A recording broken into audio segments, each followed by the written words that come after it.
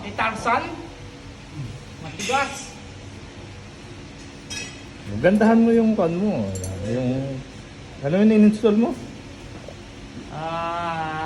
Fabrication of canister. Fuel canister. To refine the excess fuel. Go back to the tank. Because the canister of this one is small here.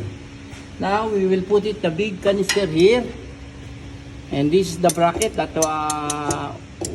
we'll make, and this is the fabrication of the pipe. Nice, almost finished. I need to install only this one, that is, and this is the return. Okay, I fabricate already, and that is.